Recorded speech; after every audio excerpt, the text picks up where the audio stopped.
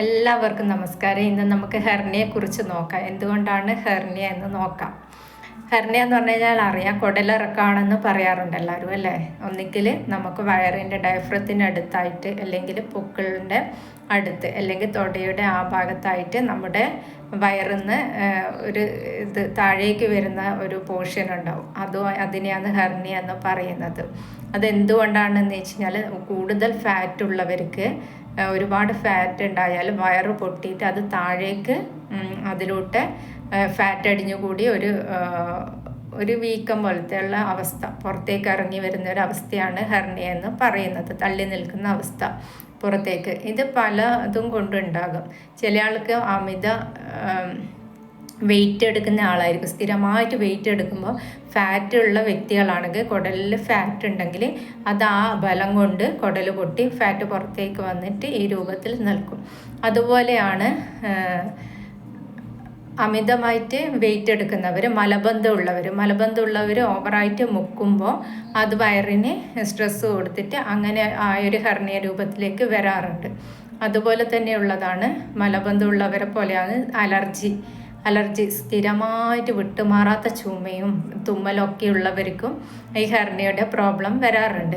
അതിന് ഏറ്റവും വേണ്ടതെന്ന് വെച്ച് കഴിഞ്ഞാൽ ഈ ഫാറ്റ് കുറക്കുക എന്നുള്ളതാണ്. നിങ്ങൾക്ക് കൊഴുപ്പ് വയറിലടിയുമ്പോഴാണ് ഹെർണിയ പോലത്തെ അവസ്ഥയായി വരുന്നത്. അതാണ് കുടലിന് ബലം കിട്ടാണ്ട് ഇതാക്കുന്നത്.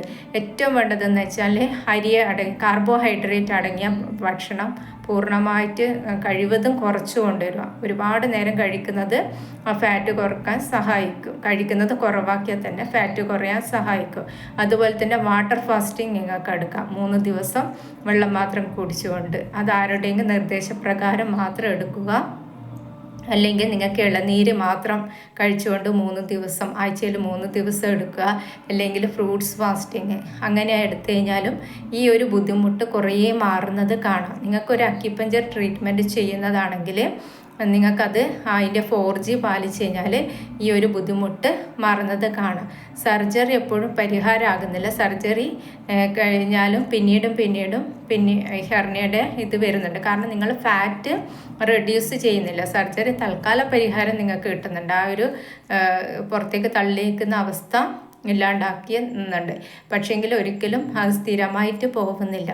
അത് ചെയ്തവർക്ക് വീണ്ടും വരികയാണ് ചെയ്യുന്നത്. ഒരു അക്യുപഞ്ചർ ട്രീറ്റ്മെൻറ്റ് ചെയ്ത് ഭക്ഷണം വിശക്കുമ്പോൾ മാത്രം ചവച്ചരച്ച് ഇഷ്ടമുള്ള ഭക്ഷണം കഴിച്ച് വിശപ്പ് കഴിയുമ്പോൾ നിർത്തുകയും ദാഹിക്കുമ്പോൾ വെള്ളം മാത്രം കുടിക്കുകയും ചെയ്യുക.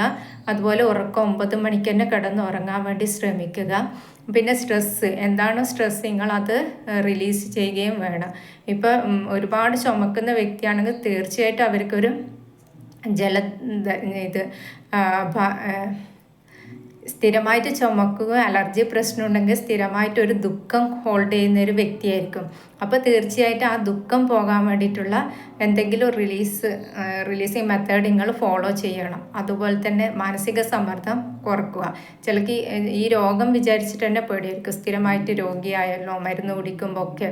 അപ്പോൾ ആ സ്ട്രെസ്സൊക്കെ കുറഞ്ഞ് ഇതുപോലെ ഭക്ഷണത്തെ ശ്രദ്ധിച്ചാൽ ഈ ഹെർണിയ പോലത്തെയുള്ള അസുഖം മാറ്റാൻ വേണ്ടി പറ്റും.